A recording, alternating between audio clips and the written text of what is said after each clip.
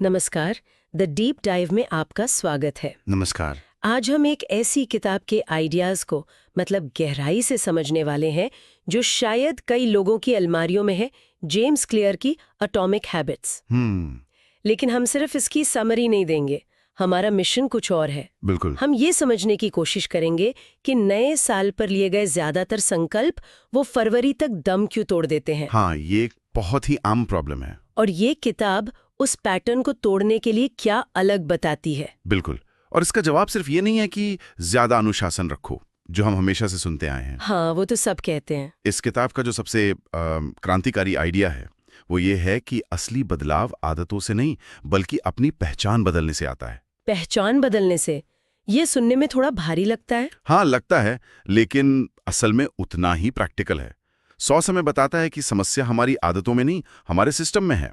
और आज हम उसी सिस्टम को डिकोड करेंगे। तो चलिए शुरू करते हैं उस एक विचार से जो शायद सब कुछ बदल देता है। लक्ष्य भूल जाओ।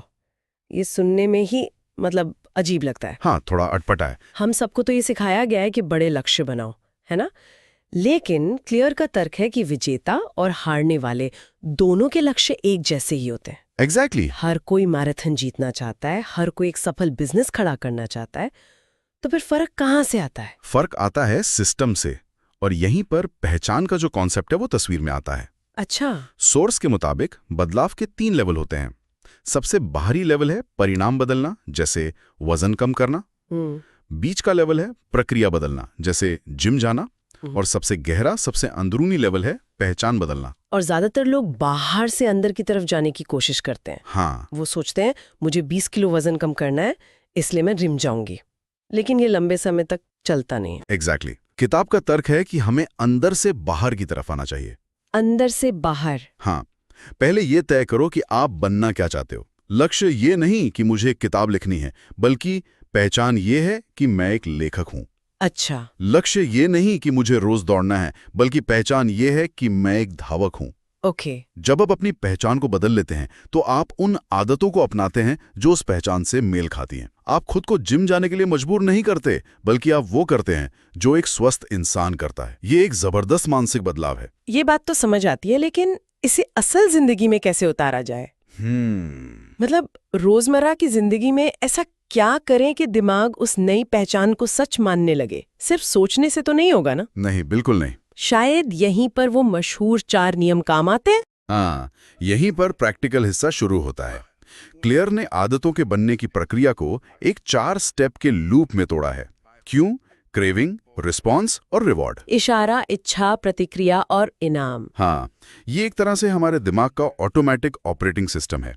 और ये 4 नियम इसी ऑपरेटिंग सिस्टम को हैक करने के तरीके हैं। तो चलिए पहले नियम पर आते हैं। इसे स्पष्ट बनाओ, यानी मेक इट ऑब्वियस। इसका मतलब है कि अच्छी आदत के लिए क्यू या ट्रिगर को अपने माहौल में एकदम साफ कर दो। यहाँ मुझे हैबिट स्टैकिंग का आइडिया बहुत दिलचस्प लगता है। ये बहुत शक्तिशाली है, क्योंकि ये हमारे दिमाग की एक बुनियादी आदत का फायदा उठाता है, चीजों को जोड़ना। अच्छा। दिमाग नई आदत बनाने में आलस करता है, लेकिन पुरानी आदत के साथ एक और काम जोड़ने में उसे आसानी होती है। तो जैसे? इसलिए सुबह उठने के बाद मैं मेडिटेशन करूंगा। एक अस्पष्ट लक्ष्य है, लेकिन सुबह कॉफी का बटन दबाने के बाद मैं 1 मिनट के लिए मेडिटेशन करूंगा। अच्छा, तो आपने अपनी नई आदत को एक पुरानी पक्की आदत से चिपका दिया। बिल्कुल। इसमें माहौल का डिजाइन भी शामिल है ना? जैसे अगर किसी को ज्यादा पानी पीना है तो हर कमरे में पानी की बोतलें रख दो। हाँ, बिल्कुल। या अगर रात को सोने से पहले पढ़ना है तो तकिए पर एक किताब रख दो। मतलब इच्छा शक्ति से लड़ने के बजाय अपने माहौल को ही अपना सहयोगी बना लो। बिल्कुल। इच्छा शक्ति एक आप कह सकते एक सीमित संसाधन है। आप हर दिन उस पर निर्भर नहीं रह सकते। सही बात है। लेकिन आपका माहौल हमेशा आपके साथ है। उसे अपने पक्ष में करना ही स्मार्ट तरीका है। ठीक है, तो पहला नियम हुआ कि आदत को शुरू करने के सिग्नल को एकदम साफ और सामने रखो। लेकिन उस आदत का क्या जिसे करने का हमारा मन ही नहीं करता? मतलब सिग्नल कितना भी साफ हो, अगर आदत बोरिंग है तो उसे आकर्षक कैसे बनाया जाए, जो कि दूसरा नियम है। इसे आकर्षक बनाओ। हाँ, मेक इट अट्रैक्टिव। यहाँ मनोविज्ञान काम आता है। हमारा दिमाग डोपामीन नाम के केमिकल से चलता है, जो हमें इनाम की उम्मीद में काम करवाता है। Dopamine, right. तो क्लियर इसके लिए टेम्पटेशन बंडलिंग का तरीका बताते हैं। Temptation bundling? इसका सीधा सा मतलब है उस काम को जो आपको करना चाहिए उस काम के साथ जोड़ दो जो आप करना चाहते हैं। अच्छा, जैसे वो मशहूर उदाहरण है कि मैं अपना पसंदीदा नेटफ्लिक्स शो तभी देखूंगी जब मैं ट्रेडमिल पर चल रहे होंगे। एग्जैक्टली तो दिमाग धीरे धीरे एक्सरसाइज को उस शो से मिलने वाली खुशी के साथ जोड़ने लगता है। हाँ, और इसका एक और लेवल है इसे सामाजिक बनाना। हम उन आदतों को आसानी से अपना लेते हैं जिन्हें हमारे आसपास के लोग नॉर्मल मानते हैं। ये तो है। अगर आपके सारे दोस्त हर हफ्ते ट्रैकिंग पर जाते हैं तो आपके लिए भी जाना आकर्षक और आसान हो जाएगा। हम सामाजिक प्राणी हैं और फिट होने की इच्छा एक बहुत मजबूत क्रेविंग है। ये दिलचस्प है। तो आदत को स्पष्ट बना दिया, आकर्षक भी बना दिया, लेकिन फिर आती है सबसे बड़ी बाधा, आलस। शुरुआत करना। हाँ, हम शुरू ही नहीं कर पाते। और यहीं पर तीसरा नियम आता है, इसे आसान बनाओ, मेक इट इजी। मुझे लगता है ये सबसे ज्यादा नजरअंदाज किया जाने वाला नियम है। ये बिल्कुल सही है। हम अक्सर जोश में आकर बहुत बड़े प्लान बना लेते हैं। हाँ, मैं कल से रोज 1 घंटा जिम करूंगी, और फिर 2 दिन बाद ही हिम्मत हार जाते हैं। किताब का सुनहरा नियम है, आदत को 2 मिनट से शुरू करो। सिर्फ 2 मिनट? हाँ, कोई भी आदत 2 मिनट के वर्जन में बदली जा सकती है। रोज एक किताब पढ़ो, बन जाता है रोज एक पेज पढ़ो। अच्छा। पूरा कमरा साफ करो, बन जाता है एक कपड़ा उठाकर उसकी जगह पर रखो। मुझे वो कहानी याद आती है जिसमें एक आदमी ने रोज सिर्फ 1 पुशअप करने का टारगेट रखा। हाँ। सुनने में मजाक लगता है, लेकिन कुछ ही महीनों में वो रोज 50 पुशअप कर रहा था, क्योंकि एक बार शुरू करने की जो सबसे बड़ी रुकावट है वो हट जाती है। 1 पुशअप करने से कोई मना नहीं कर सकता। यही इसका जादू है। ये नियम मोमेंटम बनाने के बारे में है। एक बार जब आप गति में आ जाते हैं तो ज्यादा करना स्वाभाविक रूप से आसान हो जाता है। आदत को शुरू करना उसे जारी रखने से ज्यादा मुश्किल होता है। 2 मिनट का नियम इसी शुरुआती मुश्किल को खत्म कर देता है। और अब चौथा नियम, जो शायद इस पूरे लूप को पूरा करता है, इसे संतोषजनक बनाओ, मेक इट सैटिस्फाइंग। ये मुझे सबसे मुश्किल लगता है, क्योंकि अच्छी आदतों का इनाम अक्सर बहुत बाद में मिलता है। सही बात है। आज जिम जाने का फायदा शायद 6 महीने बाद दिखेगा, लेकिन पिज्जा खाने का मजा तो तुरंत मिलता है। हमारा दिमाग तत्काल संतुष्टि के लिए बना है। एकदम सही। और इसीलिए हमें दिमाग को एक तत्काल इनाम देना पड़ता है। यहीं पर हैबिट ट्रैकर्स काम आते हैं। हैबिट ट्रैकर्स जैसे कैलेंडर पर टिक लगाना। हाँ, हर दिन जब आप अपनी आदत पूरी करते हैं और कैलेंडर पर एक एक्स बनाते हैं, तो वो एक्स ही एक छोटा सा इनाम है। वो आपके दिमाग को एक सिग्नल देता है कि तुमने कुछ हासिल किया। यह आपकी प्रगति का एक विजुअल सबूत है जो बहुत संतोषजनक होता है। और इससे एक चेन बनती है। हाँ, आप उस चेन को तोड़ना नहीं चाहते। राइट। क्लियर का एक नियम है, नेवर मिस ट्वाइस। हाँ, लगातार 2 दिन मत चूको। एक दिन चूकना एक गलती है, लेकिन लगातार 2 दिन चूकना एक नई बुरी आदत की शुरुआत है। बिल्कुल। ये चारों नियम मिलकर एक ऐसा सिस्टम बनाते हैं जो अच्छी आदतों को लगभग ऑटोमेटिक बना देता है।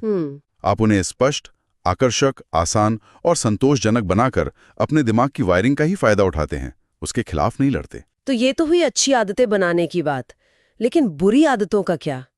जैसे घंटों सोशल मीडिया स्क्रॉल करना या जंक फूड खाना। हाँ, वो भी एक बड़ा चैलेंज है। क्या इन्हीं नियमों को उल्टा करके उन्हें तोड़ा जा सकता है? हाँ, और ये उतना ही जरूरी है। बुरी आदत तोड़ने के लिए इन्हीं 4 नियमों को पलट देना है। अच्छा, तो पहला नियम होगा, इसे अदृश्य बनाओ, मेक इट इनविजिबल। अगर फोन से ध्यान भटकता है तो उसे दूसरे कमरे में रख दो। घर में जंक फूड रखना ही बंद कर दो। ट्रिगर को ही हटा दो। सिंपल। दूसरा, इसे अनाकर्षक बनाओ, मेक इट अनअट्रैक्टिव। उस आदत के नकारात्मक परिणामों के बारे में सोचो। धूम्रपान छोड़ने वाले अक्सर उसके भयानक नतीजों की तस्वीरें देखते हैं। आप अपनी क्रेविंग को दोबारा फ्रेम करते हैं। तीसरा, इसे मुश्किल बनाओ, मेक इट डिफिकल्ट। हाँ, अपनी सोशल मीडिया ऐप्स से लॉग आउट कर दो। हर बार पासवर्ड डालना पड़ेगा। ये एक छोटी सी बाधा है, लेकिन अक्सर इतनी ही काफी होती है। और चौथा, इसे असंतोषजनक बनाओ, मेक इट अनसैटिस्फाइंग। किसी दोस्त को बताओ कि अगर तुमने ये काम किया तो तुम्हें उसे 500 रुपए देने पड़ेंगे।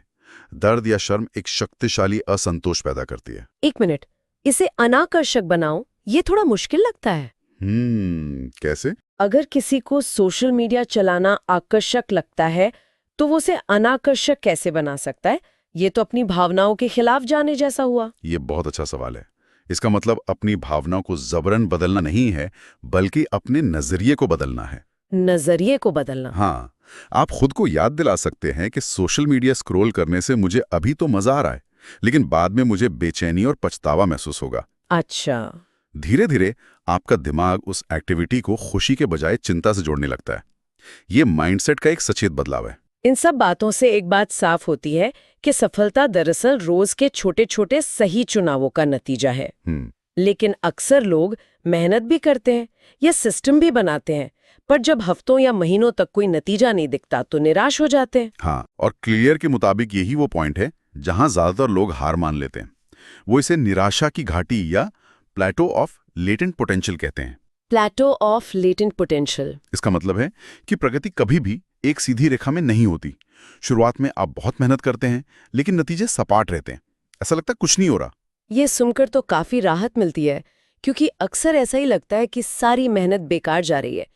ये प्लेटो वाली बात तो शायद इस पूरी किताब का सबसे उम्मीद देने वाला हिस्सा है। बिल्कुल, ये उस बांस के पेड़ की तरह है जो जमीन के नीचे सालों तक सिर्फ जड़ें फैलाता है। हाँ, मैंने सुना है इसके बारे में। और फिर कुछ ही हफ्तों में 90 फीट तक बढ़ जाता है। जो लोग बाहर से देखते हैं उन्हें लगता है कि ये रातों रात हुआ, जबकि ऐसा होता नहीं है। बिल्कुल नहीं।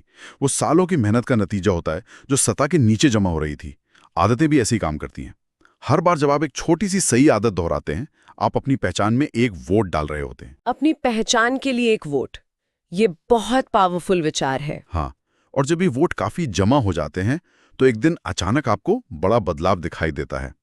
धैर्य रखना इस प्रक्रिया का सबसे जरूरी और सबसे मुश्किल हिस्सा है। तो इस पूरी चर्चा को अगर समेटे तो बात सिर्फ टिप्स और ट्रिक्स की नहीं है। नहीं, बिल्कुल नहीं। ये सोचने के तरीके में एक बुनियादी बदलाव है। हाँ। बात लक्ष्य तय करने की नहीं, बल्कि एक ऐसा सिस्टम बनाने की है जो आपको रोज 1% बेहतर बनाए। हाँ, जैसा कि इस सोर्स का निष्कर्ष है, अगर कोई रोजाना सिर्फ 1% बेहतर होता है तो 1 साल के अंत में वो 37 गुना बेहतर हो जाता है। 37 गुना? हाँ, ये कंपाउंडिंग का जादू है जो सिर्फ पैसे पर ही नहीं, हमारी आदतों और हमारी पहचान पर भी काम करता है।